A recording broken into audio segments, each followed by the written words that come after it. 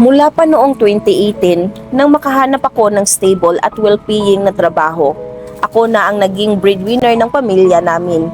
Panganay ako at may dalawang kapatid na umaasa sa akin. Halos lahat ng gastusin sa bahay, kuryente, tubig, internet, groceries, ako ang sumasagot. Hindi rin biro ang responsibilidad dahil bukod sa bills, ako rin ang nagbabayad ng tuition ng dalawa kong kapatid.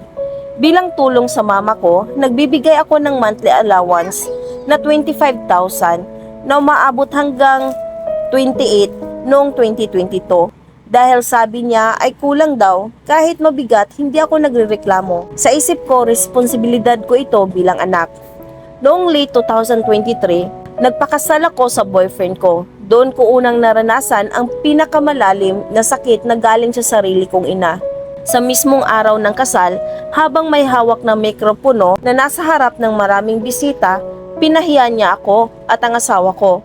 Sinabi niya wala na raw akong pag-asang makapag-asawa ng AFAM. Punta lang daw ako sa isang pandak at maitim na Pinoy. Sabay tawa. Dinagdagan pa niya na wala man lang daw kutsi ang napapangasawa ko. Aminado ako, hindi model ang itsura ng asawa ko, pero sa kanya ko naranasan ang respeto, seguridad at pagmamahal na matagal kong hinahanap. Masipag siya, may sariling negosyo at kaya niya akong alagaan bilang asawa at ina. Pinili kong palampasin ang ginawa ng mama ko. Lumipat kami ng asawa ko sa lugar ng pamilya niya.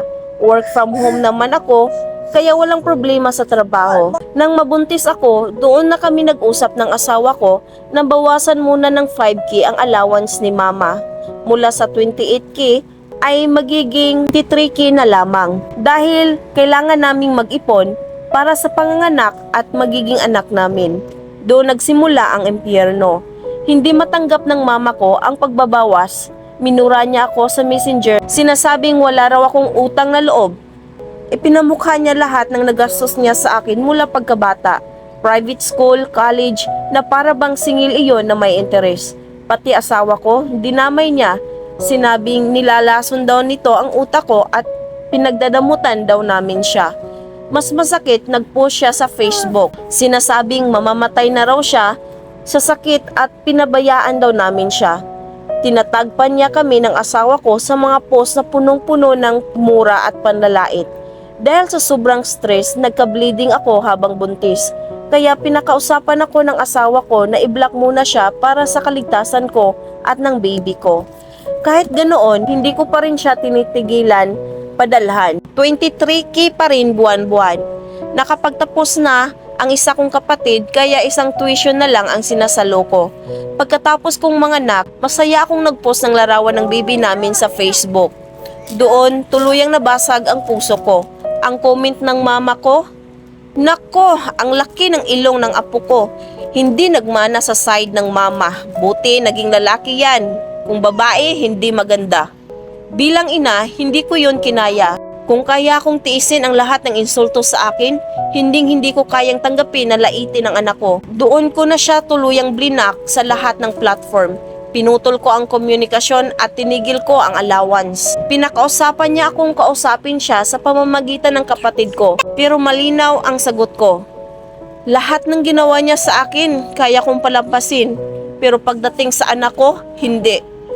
Simula nung tumigil ang komunikasyon namin, nakaramdam ako ng kapayapaan. Tahimik ang isip ko. Masaya ako sa piling ng asawa at anak ko, isang pamilyang pinili kong alagaan at protektahan. Tama lang po ba ang ginawa ko sa mga desisyong ito? Ito ang mapapayo ko para sa iyo na isang logical din at maaring pangmasa ang pananaw na ito. Una, ang pagtulong sa magulang ay voluntaryo, lalong-lalo na kung may sarili ka ng pamilya. Natural at tama lang na magbago ang financial priorities. Pangalawa, may karapatan kang mag-adjust ng tulong ayon sa kakayahan at sitwasyon mo. Ang pagbawas mula 25K papuntang 20K ay hindi pagpapabaya. Ito ay praktikal at makatwiran lalo na't buntis ka noon at may bagong pamilyang binubuo. Pangatlo, hindi dahilan ng utang na loob para sa verbal at emotional abuse. Kahit magulang, walang karapatan manlait, manginsulto o magmura lalo na sa harap ng ibang tao at sa social media. Pang-apat, ang pagpapalaki sa anak ay responsibilidad, hindi pa utang. Ang pag-aaral, Pagkain at tirahan ng anak ay tungkulin ng magulang, hindi investment na dapat bayaran habang buhay. Panglima, may malinaw na linya kapag nadamay na ang asawa at anak. Sa oras na inuusig na ang asawa at kinukutya ang anak, makatwiran lang na mag-set ng firm boundaries kahit pa mauwi ito sa pagputol ng komunikasyon. Pang-anim, ang kapayapaan ng isip ay valid na sukatan ng tamang desisyon.